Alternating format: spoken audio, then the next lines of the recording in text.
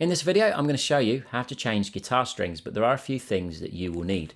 First and most obvious one, you're going to need a pack of strings.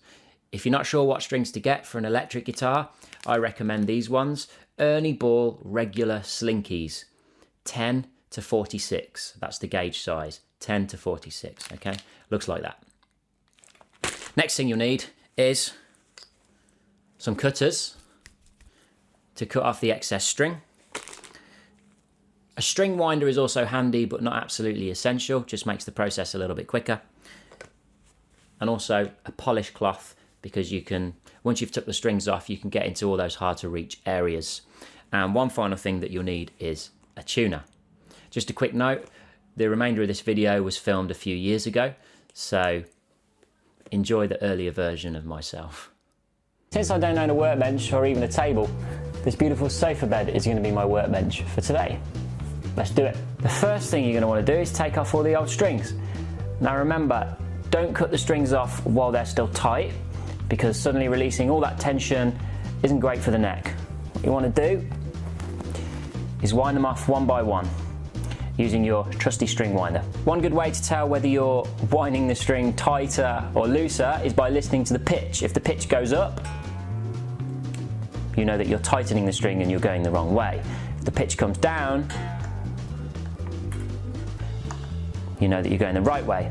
And you should be able to see that the string is becoming like really, really loose, okay? So we wind that string off a fair bit, and once it's sagging a great deal, what we can then do is we can take it out of the tuning peg hole.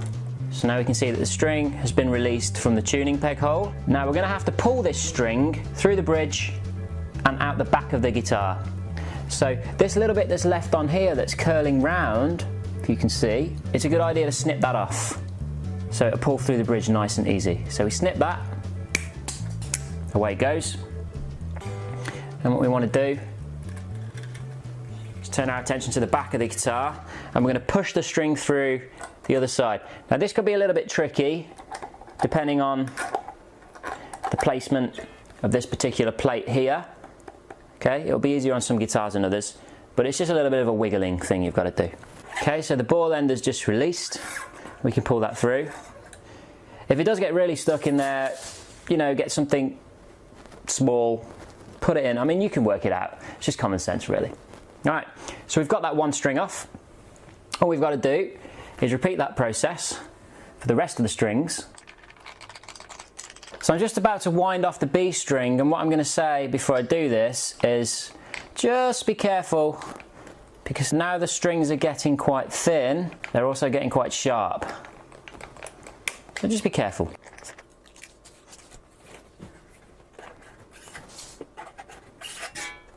Okay, so now we can see that a guitar has no strings on it. Voila, magic. Now you've removed all the strings, it's a great opportunity to take your super duper polish cloth and clean up and down the neck. Get rid of any finger marks that you can find.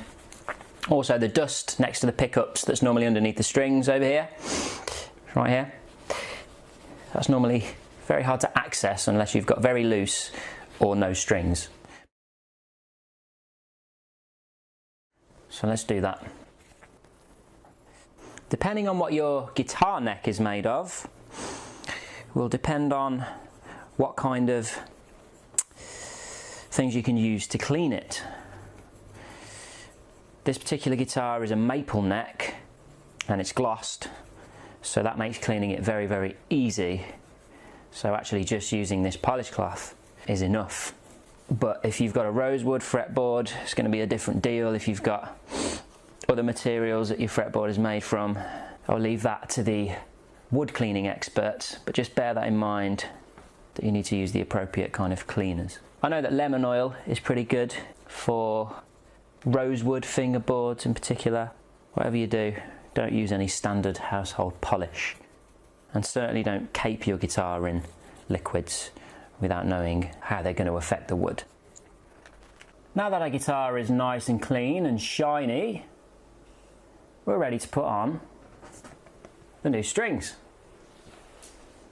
Of course, the first thing you're going to want to do, take the new strings out of the packet. These are elixirs, 10 to 46. That means the thinnest string is gauge 10 and the thickest string is gauge 46. I recommend, to avoid any confusion, laying them out in order. That way when you put them on, you're not going to get confused. I like to restring thickest to thinnest. So we're going to start with the thickest string, which is a 46 gauge. When we take it out of the packet,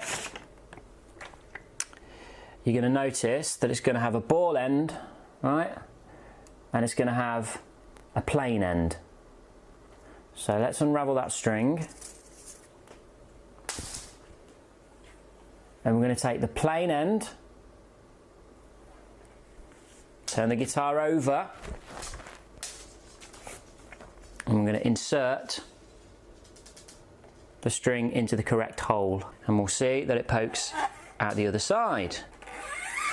So we're then going to take the string all the way through and give it a little bit of a tug just to make sure that it's not caught on anything.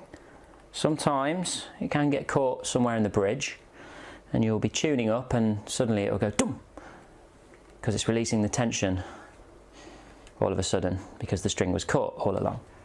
Let's turn our attention now to the headstock of the guitar. Okay, so we're going to take our tuner and turn the tuner so the hole is parallel to the neck of the guitar. So the hole is now facing so that the string is going to go through this way, right? And then what we're going to want to do is wind the string around the inside of the tuner. Notice the direction that I'm coming from. Okay, we're coming from the inside of the tuner. And we go round once. And just before we complete the final circle all the way round, we poke the string through the hole.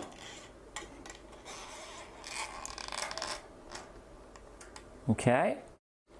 Once the string is poked through the hole, we're going to tighten it up slightly with our hand, this particular guitar, anti-clockwise for tightening.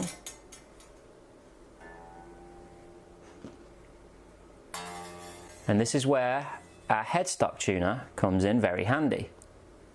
Let's get it in a position where you can see it. We're going to try and find the note E. So we've more or less got an E now. And here's the crucial thing. What we need to do is we need to stretch that string out.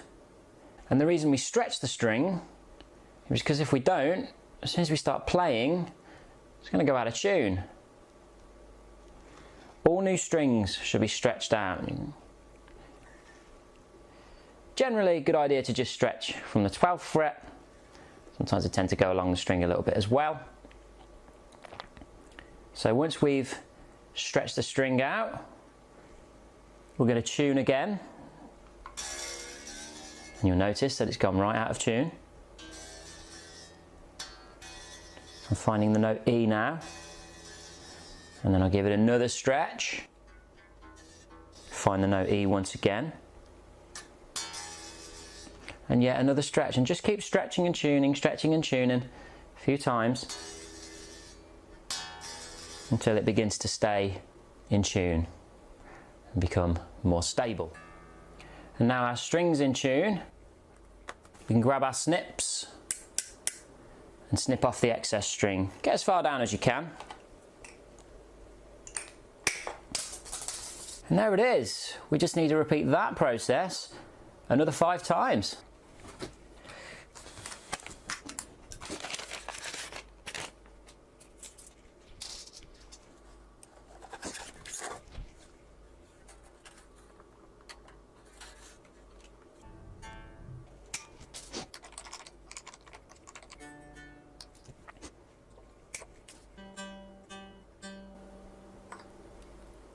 Just wanted to stop and make a little point here. That little saddle, your string needs to pass under it. You can see how my string's passed underneath that? Easy one to miss that. Your B string goes under it on the left and your high E string goes under it on the right. Obviously that's going to be different for a left-hand guitar, but I'm sure you can work it out. And then all we do is we just wind the string on as normal.